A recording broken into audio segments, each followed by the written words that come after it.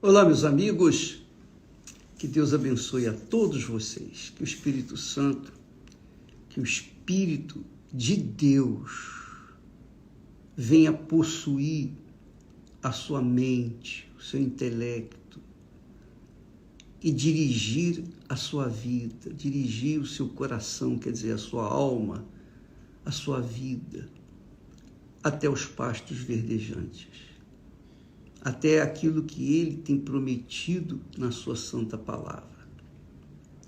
Essa é a minha oração sistemática, constante, para todos os que ouvem a nossa mensagem, a mensagem de Deus, através do trabalho aqui do Instagram ou Telegram, ou seja lá, como for, nas reuniões pessoais, etc. Bem, eu queria... Ontem nós falávamos sobre a fé e a dúvida. O que produz a dúvida? O que faz a dúvida prevalecer? É o pecado. Quando a pessoa peca, imediatamente vem a dúvida com respeito a Deus, não com respeito às coisas do mundo. Mas, veja só, a gente sabe disso, você sabe muito bem que você que tem fé em Deus, seja você católica, espírita, evangélico, não importa a religião, judeu, não importa. Mas se você é uma pessoa sincera, uma pessoa que tem fé e é uma pessoa sincera, você teme a Deus. E por você temer a Deus, então você leva muito em consideração a fé e a dúvida. Quando vem a dúvida, ela neutraliza a fé, ela inibe a fé.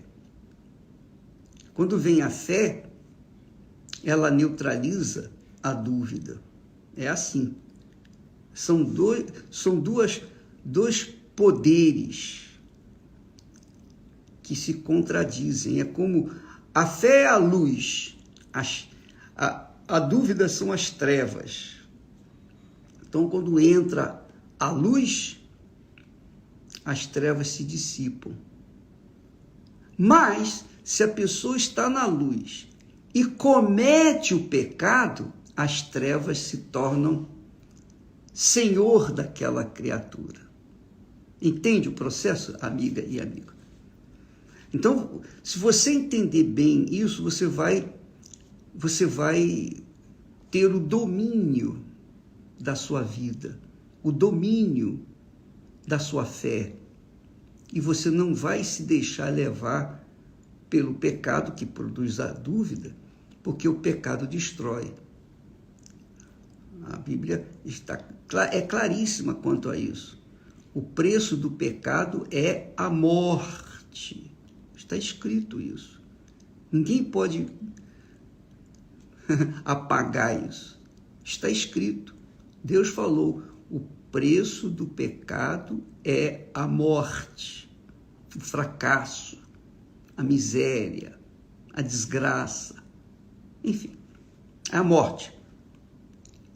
Mas também diz que o meu justo, quer dizer, a pessoa que é justa diante de Deus, ou a pessoa que é merecedora diante de Deus, ela vive pela fé. Então, se o preço do pecado, se o salário do pecado é a morte, o salário da fé é a vida, é o mérito diante de Deus, ou são os méritos diante de Deus. Então, quando nós pregamos a palavra de Deus, nós estamos levando a fé para as pessoas e dizer para elas o seguinte, vocês estão aí no pecado, mas se vocês crerem na palavra de Deus, se vocês crerem em Jesus, se vocês crerem no Senhor Jesus como o único Senhor e Salvador, Então, essa fé faz com que os seus pecados sejam apagados. Por quê? Porque Jesus é o autor e consumador da fé. E ele tomou sobre si todos os pecados de toda a humanidade, passada, presente e futura, de todo ser humano. Então, quem crê nele, então já fica livre dos seus pecados, fica livre das suas maldições. Mas quem não crê, já está amaldiçoado, já está morto. Para Deus está morto. Quando a pessoa não crê em Deus, ela já está morta. A Bíblia fala que aquele que não crê já morreu.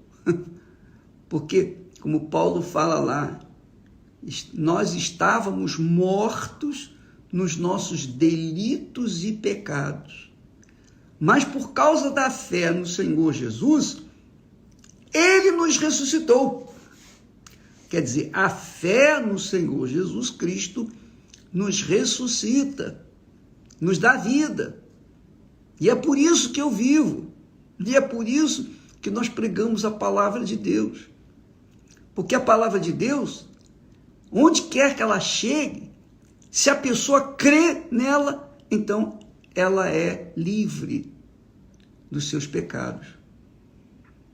Então não importa se a pessoa é branca, negra, se a pessoa é homossexual, lésbica, não importa se a pessoa é feia, bonita, bandida, ladrão, não importa se a pessoa é o que é, sei lá. O que importa é o seguinte: onde chegou a luz do Evangelho do nosso Senhor Jesus Cristo, então as trevas se dissipam. Agora, se a pessoa se deixa levar pelo pecado, ou comete o pecado, ou cai no pecado, cai na tentação, então aquele pecado, o espírito do pecado, torna-se senhor daquela criatura. E aí ela está morta nos seus delitos e pecados perante Deus.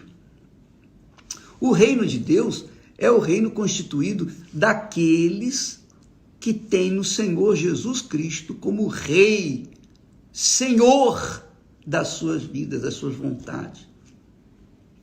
Então, quem vive no reino de Deus, vive no reino de paz, de alegria, de justiça. Por quê?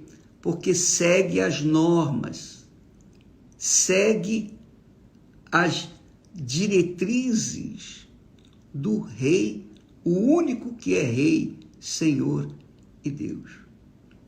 O Rei dos Reis, o Senhor dos Senhores. O Rei, o nosso Senhor, é Rei. E Ele não foi eleito. Ele já era antes de todas as coisas. Ele é autoexistente. Ninguém criou Deus. Deus não tem mãe. Deus é Deus. Ele é autoexistente. Ele criou a fé para dar a oportunidade para todos os que nele creem. Agora você pode entender bem quando Jesus disse: aquele que ouve as minhas palavras e as pratica, esse é amado de meu Pai. Esse é o que me ama. Então, amiga e amigo, a palavra de Deus é a palavra que faz com que haja disciplina na nossa vida. Então, nós vivemos na disciplina do reino de Deus. Nessa disciplina, nós estamos guardados, protegidos pela fé no nosso Senhor Jesus Cristo. Eu não vejo, não sinto, não toco, mas eu tenho certeza, isso é uma questão pessoal, convicção pessoal, que a gente tem, que todos que vivem no reino de Deus, que são nascidos de Deus, nascidos do Espírito Santo, têm dentro de si.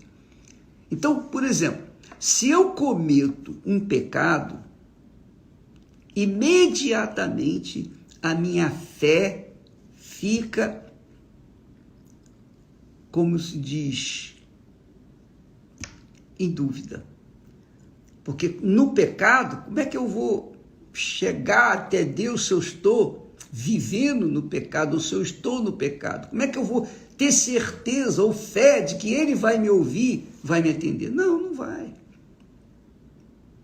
Mas se eu tiver vivendo pela fé dentro da norma, dentro da disciplina, da ordem do reino de Deus, então eu estou guardado, protegido pelo Altíssimo. Aí sim eu posso dizer o que habita, eu habito no esconderijo do Altíssimo. À sombra do Onipotente eu descanso. Eu posso falar isso, porque eu estou vivendo de acordo com a palavra de Deus, não estou em pecado, não cometi mais pecado, não estou vivendo sujeito à lei deste mundo, à lei das trevas, que é a lei do pecado, a lei da vontade da carne. Então, amiga e amigo, isso é extremamente importante, fundamental, para que você venha alicerçar a sua fé. Então, quando a gente se alimenta da palavra de Deus, a fé cresce. Quando a gente deixa de lado ou faz corpo mole com a palavra de Deus, então a fé cai, vai caindo. E os pensamentos do mundo, as dúvidas do mundo vão pouco a pouco assumindo a posição de Senhor. Então o Senhor da fé é o nosso Senhor Jesus Cristo. O Senhor da dúvida é o diabo. Quem vive na dúvida não conquista nada, não vive uma vida de qualidade. Quem vive na dúvida é pessoa ansiosa, é uma pessoa medrosa, é uma pessoa insegura, depressiva, triste.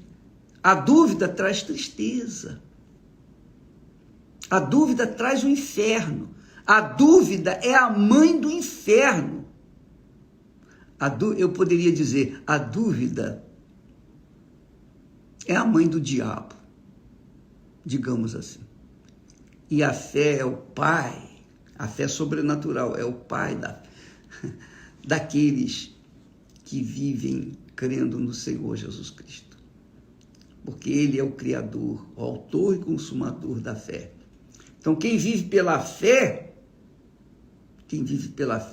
vive tranquilo, em paz consigo mesmo, porque sabe em quem tem crido.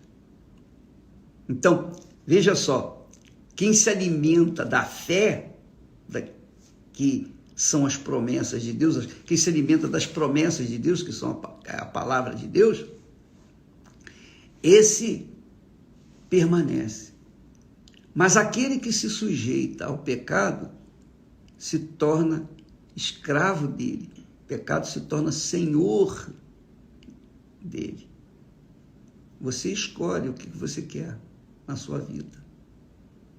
Mas uma coisa eu sei, quando a pessoa alimenta sua fé, ela tem segurança em si mesma. Essa é a realidade. Por isso que Jesus criou a igreja. Jesus criou a igreja justamente como um local onde congregam apenas as pessoas que se submetem à palavra dele, gostam de ouvir a palavra dele, vêm alimentar a sua alma, o seu espírito com a sua palavra. Então, quando você vai na igreja, não é para você cumprir uma obrigação. Eu não vou na igreja para cumprir uma obrigação. Nunca fui para cumprir uma obrigação. Eu ia na igreja e continuo indo na igreja para ouvir e me alimentar o meu espírito da palavra de Deus. Assim como você que está me assistindo nesse momento, né? Por que você assiste? A cara que eu tenho é a mesma. É a mesma coisa. Só o que faz a diferença é que você quer ouvir a palavra de Deus, porque a palavra de Deus vem nutrir, dar vitamina à sua fé, ao seu espírito, e você se refaz das suas fraquezas, etc, etc. A igreja do Senhor Jesus foi instituída pelo próprio Senhor Jesus. Ela é um corpo e o próprio Senhor Jesus é o cabeça da igreja. E o seu corpo, que são os membros, é que fazem parte do reino de Deus. Amanhã estaremos falando mais a esse respeito. Nós estamos aqui, nesse momento, em Cesareia. Você está vendo aí um quadro de Jerusalém, mas é porque nós estamos aqui em Cesareia, a 1h30, 2 horas de Jerusalém. Nós estaremos nesse final do ano, estaremos estendendo as mãos no último dia deste ano, no último momento, nos últimos momentos do ano de 2022, estaremos estendendo as mãos lá do Monte Hermon para pedir, suplicar a Deus que venha derramar o seu Espírito sobre você, tá bom? Então, vamos continuar nesse jejum de Daniel. Hoje é dia